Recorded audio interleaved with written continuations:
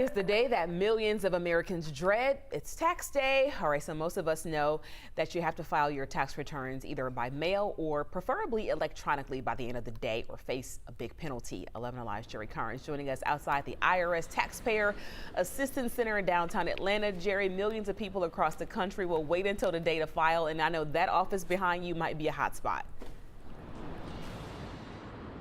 That's right, Aisha. Good morning. There will no doubt be a lot of people today calling or visiting the IRS Taxpayer Assistance Center here at the Peachtree Summit Federal Building on West Peachtree Street. Miss today's deadline and the penalties will begin to mount, but there are ways to ease the pain.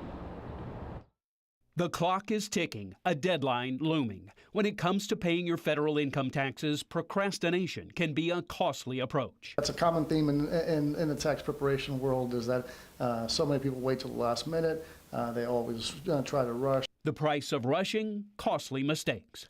11 Alive financial expert Andrew Poulos, an accountant who assists taxpayers, says if you're not 100% sure that you have documentation for all of your income, you need to file for an extension. If you think that the IRS doesn't know about it, they certainly do.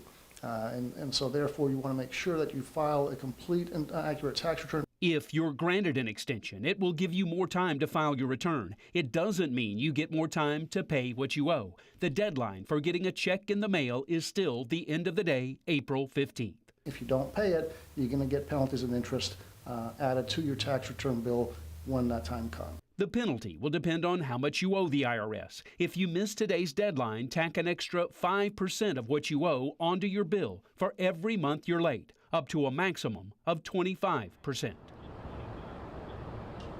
Thousands of people in metro Atlanta have been impacted by mail delivery issues tied to the new USPS processing facility down in Palmetto. Poulos says with that in mind, the best thing to do is file electronically if you can.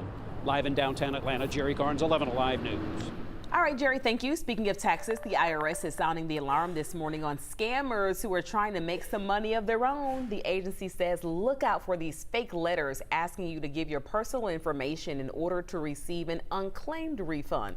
Officials say the letters have even the IRS letterhead, making them look legit. When those bad actors borrow the name and the legitimacy of that government agency, we tend to trust that. And especially when you're talking about the IRS. So if you get a letter in the mail, double check the phone number to make sure it matches the same number on the irs.gov website. If you think you've fallen victim to the scam, report it to the IRS, the Federal Trade Commission, or your local police department.